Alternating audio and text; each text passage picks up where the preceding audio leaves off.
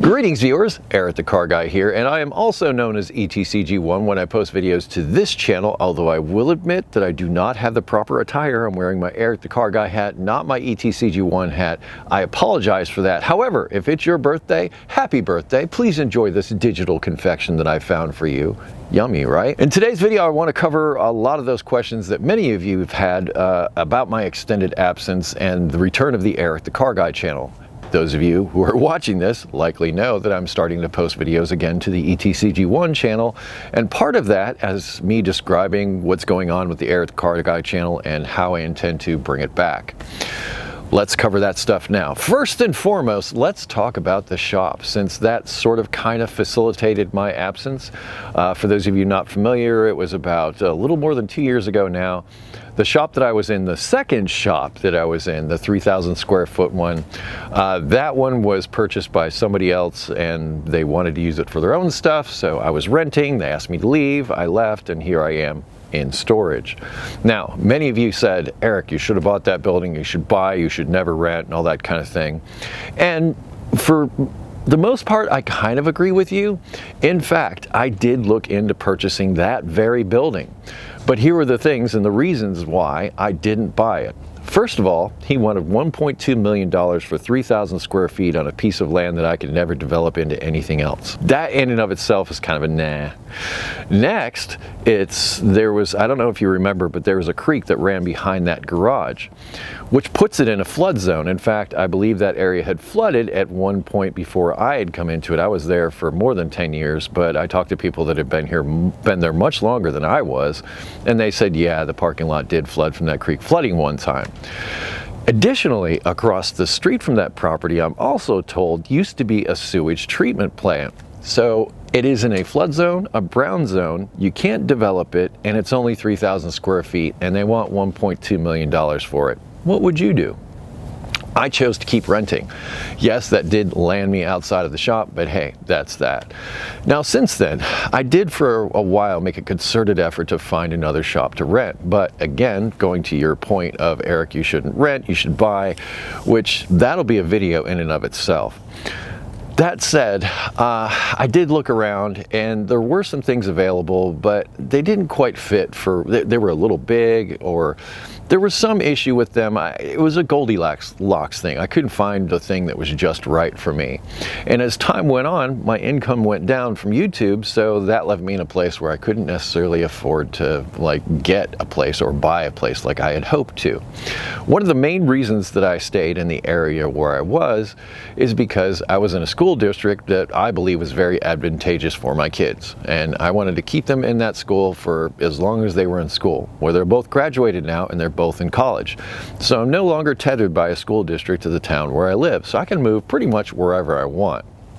Now, interest rates also took a change during this time, and well, they aren't necessarily advantageous for selling and then buying another house. So, but the idea was that I would purchase a piece of property either with enough land or some sort of structure like a barn or something out back that I could work out of on site.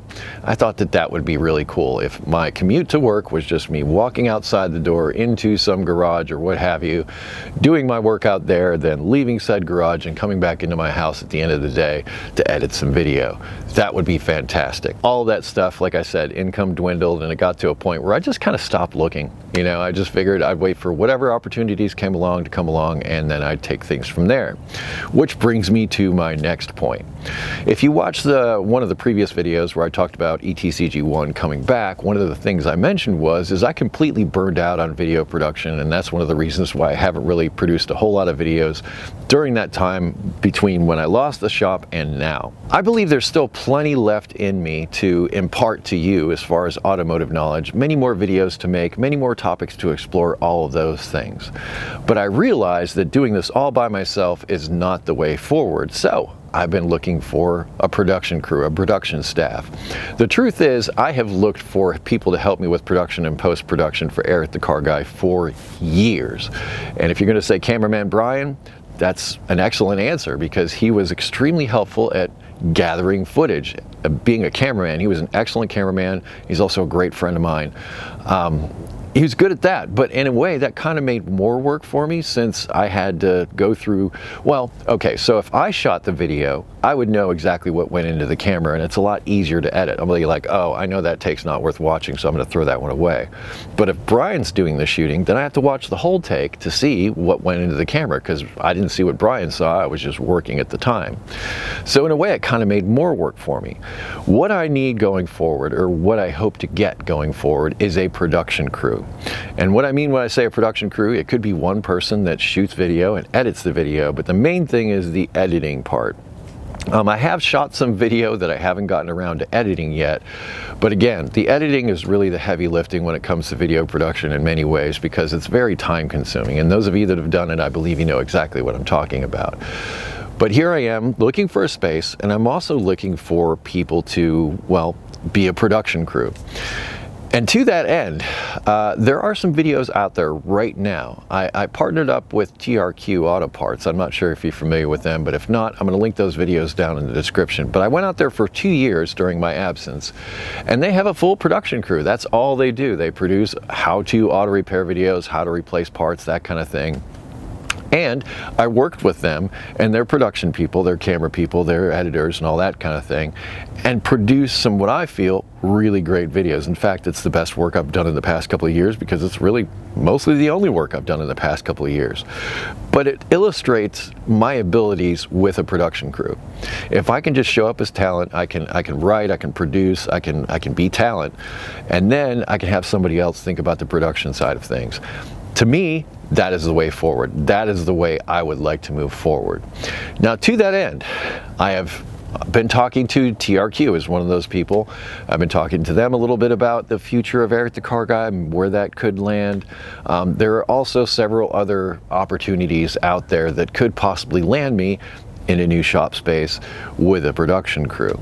But I don't count on things until they actually happen, because there's been some of that going on this entire time that I've been out. So there's ups and downs to this, and I don't really talk about it all that much, because I don't like talking about things until they're an actual thing, because as I pointed out, many times things start out as something and they're going in one direction, and then they may not pan out or may not happen at all. And I'd hate to disappoint you by saying, oh yeah, this is a really, really strong maybe here. No, I'm not going to do that. What I'm going to say is I'm working on it. I have been working on it. But the goals are this: to find a shop space to work in. However that works out, I'm not really sure. And then also to find a production crew to help me with production and post-production. If I find myself in that place, I don't think we'll be wanting for Eric the Car Guy videos anymore after that. However, getting to that point, well, that's where we got to go. But I've put it out there to you, the world, and perhaps you'll come back with some solutions that I haven't thought of yet. You often do that, and I want to thank you for that. I also want to thank you for those of you that reach out in the comments, and sometimes personally to me in email, and sometimes when I'm walking around a show or something like that, you see me walk up, you're like, hey man, you helped me out with my car years ago. You gave me the confidence to do stuff that I never thought I would do.